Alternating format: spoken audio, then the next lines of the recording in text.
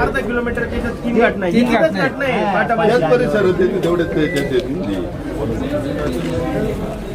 शासनाला करायचं काय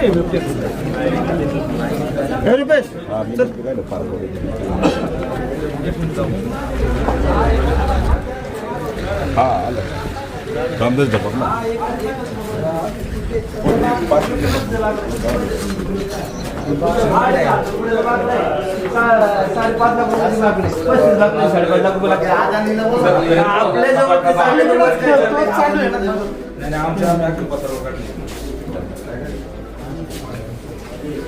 मुळातच आहे ना बोलाची बातमी बोलायची आपण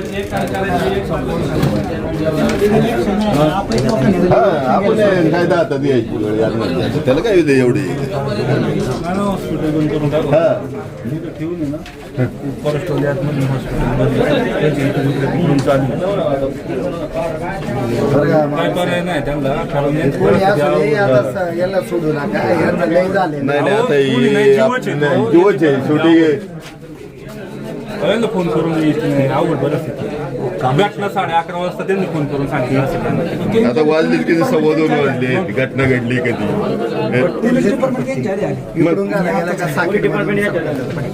अहो पट्टे बिट्टे काय कुत्रे आहेत का आपण तेव्हा पट्टे घालायला माणसाने पट्टे घालायला शासन आपल्याला सांगते पट्टे घाला आमक करा त्याच्यापेक्षा तुम्ही अनुभव घ्या ना आता पहिले तुम्ही घाला म्हणा पट्टे तुम्ही घालून हिंडा शेतकऱ्याला काय पट्टे घालायला तुम्ही वाघ दिसलाय ते येणार बघणार फोटो काढणार 2 पट्टे देणार निघून जाणार पिंजरा लावायचं नाव नाही घ्या पिंजरा लावलाच नाही पाहिजे डायरेक्ट मारायला परवानगी द्या मारा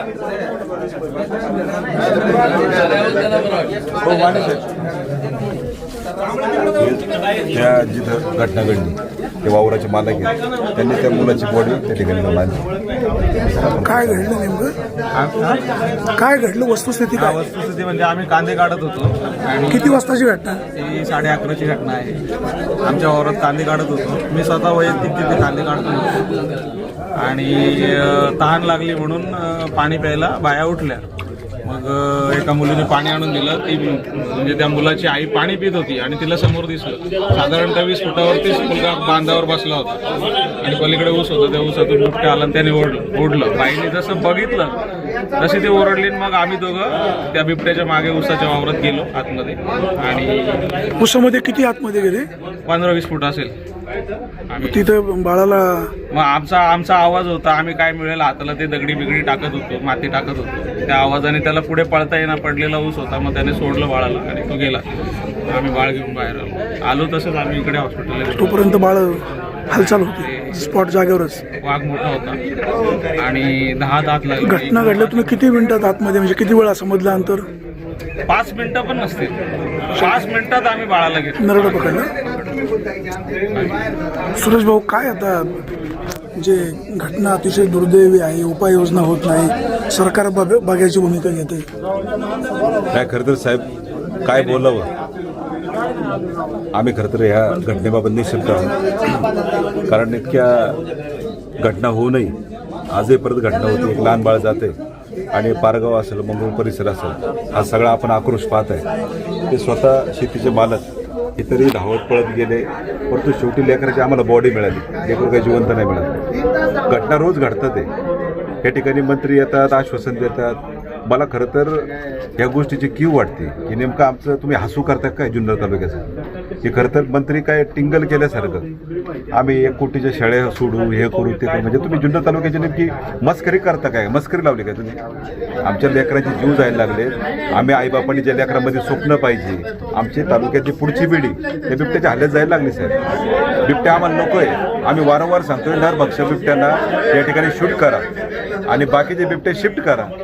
एवढं साधं जर सोपी गोष्ट जर सरकारला कळत नसेल आम्हाला जर वेगवेगळे आश्वासन देऊन जुन्नर तालुक्याला याच्याबाबत काहीच पदरी पडत नाही निराशच पडते. आणि आज आमचे रोज रोज लेकरांचे जीव जायला लागले. काय करायचं आता त्या आईबापांनी त्या सगळ्या कुटुंबांनी किंवा तो गरीबाचं कुटुंब आहे धनगर समाजाचं कुटुंब आहे परंतु सर्वसामान्य जर लेकरं आमची गरीब कुटुंबातील लेकरं असेल शेतकरी कुटुंबातील लेकरं जर जात असेल काय करायचं नेमकं. सरकारकडून ज्या ज्या काही अपेक्षा आहे तर सरकार नक्कीच तुम्हाला सांगतो जुन्नर तालुका असेल हा सगळा परिसर असेल नक्कीच आम्हाला फसवण्याचं काम या माध्यमातून खरं सरकार करतो हे मी आवर्जून सांगतो. तर तालुक्याचे आमदार शरद सोनवणे यांनी अधिवेशनामध्ये हा विषय मार्गी लावा म्हणून बिबट्याचा पोशाख परिधान केला. सरकारने मात्र काही उपाययोजना केली नाही. त्या खरं तर त्यांनी लक्ष वेधून घेतलं परंतु त्याच्या उपाययोजना काय झाली साहेब. आज वनमंत्रीने ते आपली मस्करी केल्यासारखं बोलतं ते. आज किती वनमंत्र्यांनी मागं पिंपर घेतला एवढी मोठी आंदोलनं झाली साहेब त्याच्यावेळेस कुठेतरी भेट दिली. 60 बळी गेले 60 बळी काउंट आहे आपल्याकडे फॉरेस्टचा 60 बळी जाऊन जनावरांचा मोजमाप नाही राहिला. दुभती जनावर शेतकरी झाले त्याला तर मोजमाप नाही राहिला साहेब. फक्त सरकार येते मदतीचं त्या ठिकाणी. राज्याचे उपमुख्यमंत्री एकनाथ शिंदे पिंपरखेडला आले आणि म्हणाले आता पुन्हा एक पण बळी जाऊ देणार नाही. त्याला जबाबदार कोण? नाही दुसरं बोलून काय होणार आहे साहेब. आम्हाला काहीतरी उपाययोजना पाहिजे ना. आज तुम्ही जर सांगता की नरभक्षक बिबट्यांना आम्ही शूट आउट करू इथल्या परिसरातील लोकांना तुम्ही विचारा या बिबट्याने जिथं हल्ला केलाय का की त्याच ठिकाणी 1 किलोमीटरच्या परिसरात त्याच बिबट्याने दुसऱ्या एकावर हल्ला केला. तिसरी घटना आहे म्हणजे आणि ते सांगतात की आम्ही शूट करतोय मग तो बिबट्या इथंच फिरतोय ना अजून पण. आता माझ्याकडे पराठीची व्हिडिओ दिली माझ्याकडे 3 दिवस वाघ तिथं. राजाभाऊ तुम्ही काय सांगाल आता? वन विभाग पण आहे ना साहेब. वन विभाग हे फसवण्याचं काम करत आहे. हे जे लोकांना आम्हाला गाणी लावा म्हणते आता ट्रॅक्टर गाणी लावून तो वा हटत नाही तर मोबाईलच्या गाणी कधी जाणार. आता सगळेच फसवत आहेत मग आता उपाययोजना काय? ही सरकारने उपाययोजना केली पाहिजे साहेब. मी कळकळीची विनंती आम्ही प्रत्येक वेळेस केली. त्या दिवशी मनसरला जे आंदोलन झालं आम्हाला इतकी घाई केली आमचे गुन्हे दाखल करायचे. आम्ही सामान्य लोकांसाठी आवाज उठवायचा का नाही. पहिले आमचे गुन्हे दाखल केले. आम्ही परत SP ऑफिसपर्यंत जाऊन आलो तरी पण आमचे गुन्हे अजून पण रद्द झाले. इकडे वनमंत्री म्हणले नाही आम्ही गुन्हे रद्द केले. आमच्यावर तुम्ही गुन्हे पण लागता इकडे तुम्ही म्हणता आम्ही बिबट्यासाठी उपाय ते गुन्ह्याचा बरोबर आहे. बिबट्यासाठी तुम्ही काय केलं? आज तुम्ही आता आक्रमक भूमिका काय घेणार नेमकं?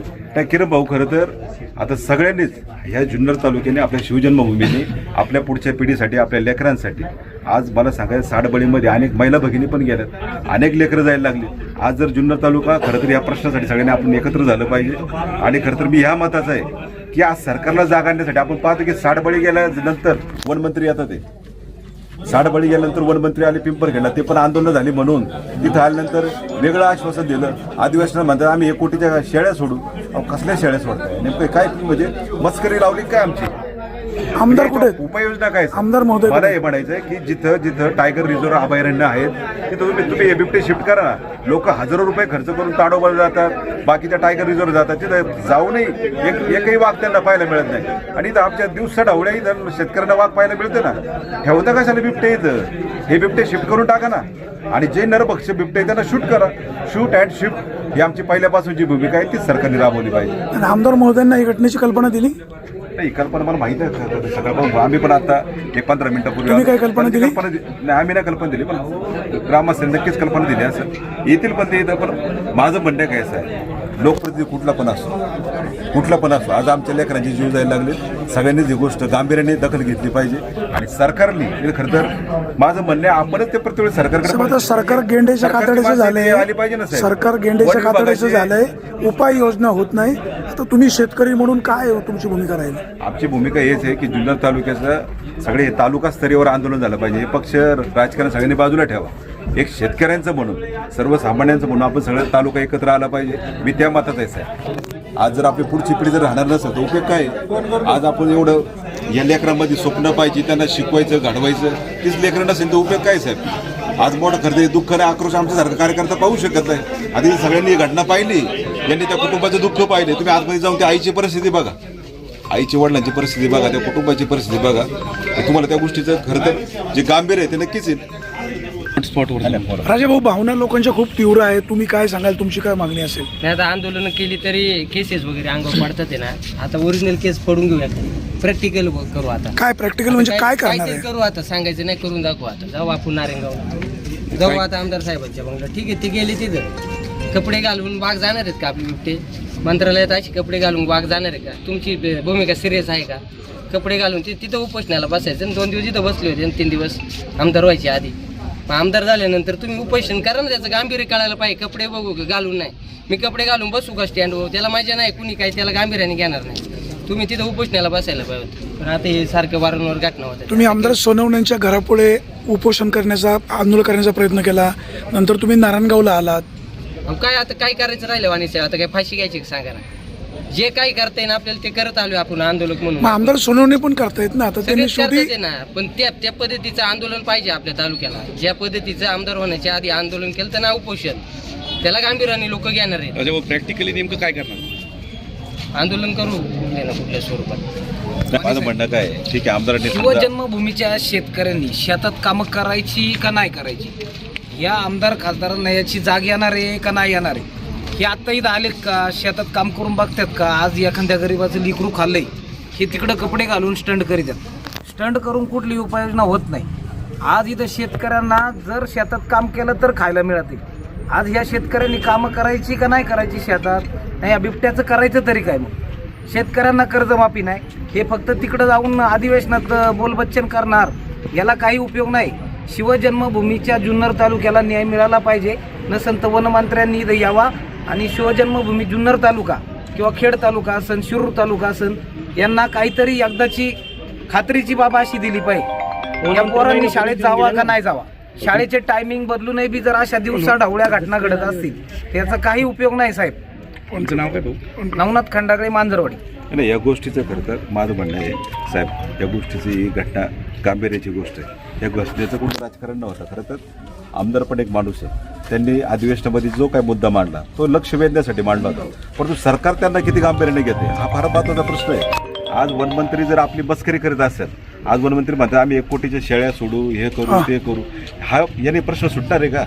आम्ही जे पहिल्यापासून जे सांगतोय, नरभक्षक बिबट्यांना शूट करा आणि जे बाकीचे बिबटे त्यांना शिफ्ट करा. जिथं टायगर रिझर्व आहे तिथं लोक हजारो रुपये खर्च करून जातात, तिथं वाघ पाहायला मिळत नाही त्यांना. आणि इथं आहे आम्हाला इथं आहे ते वाघ भेटले, ते जावा ना घेऊन तुम्ही. सरकारने ही गोष्ट गांभीर्याने घेतली पाहिजे. आमदार साहेब जे समजा अधिवेशनात मांडतात त्यांना तरी गांभीर्याने घेतलं पाहिजे ना. आम्ही तर सामान्य माणसं आहे, पण हे सरकार किती गेंड्याच्या कातड्याचं आहे.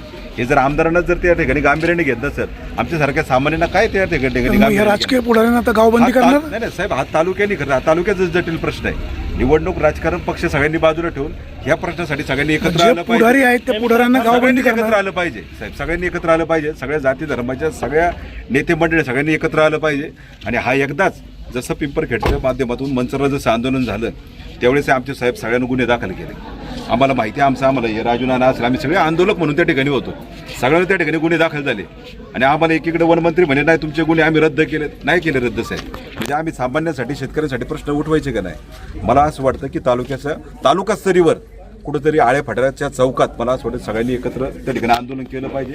सगळ्यांनीच तिथं त्या ठिकाणी सामील होऊन आपण हा प्रश्न हा जो आहे ना, जोपर्यंत सरकार निर्णय देत नाही ना आपण बसून राहू. चला मला म्हणायचं वनमंत्र्यांनी तिथे यावं, तोपर्यंत आपण उठायचं नाही. कोणी सगळ्यांनी बसून राहू, तालुक्याने बसून राहू तिथं. याच्याशिवाय हा प्रश्न सुटणार नाही. अरे मी काही तो वाघ आणि बाळ घातलं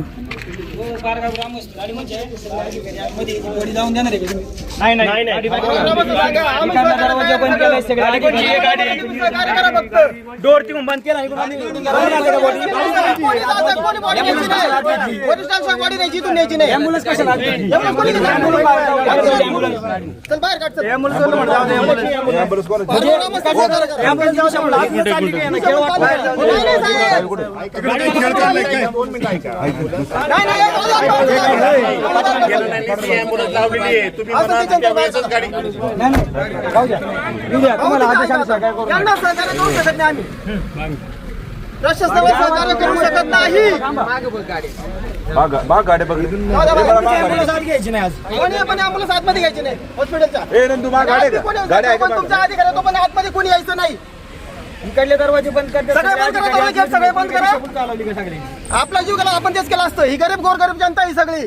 आज जर निर्णय झाला नाही ना उद्या झाला पाहिजे, शूट झाला पाहिजे. कोणी आतमध्ये यायचं नाही, ॲम्ब्युलन्स नाही, काय नाही, काय नाही. अधिकारी गेट लावून घ्या. चला सगळ्या त्यांनी वनमंत्री बोला, सगळे बोलायचं निर्णय द्या आम्हाला. 50 शूट करा आणि मग बॉडी आमची इथून गेट बंद करा. बरोबर चला आतमध्ये कोणीच यायचं नाही. आमचे गोरगरीब आमची माय आमची पोरं गेली. येऊ दे लोकांना आतमध्ये कोणीच नाही याचं म्हणजे येऊ दे लोकांना, येऊ दे लोकांना.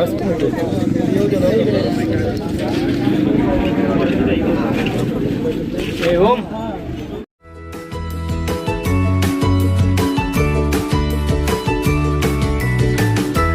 बातम्या शेतीच्या, बातम्या मातीच्या, बातम्या अन्यायाच्या, गुन्हेगारीच्या,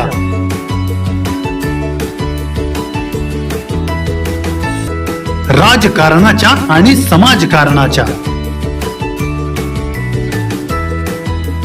शोषणाविरुद्ध बुलंद आवाज, जनसामान्यांच्या हुंकाराची गाज, सत्कार्याला प्रोत्साहन,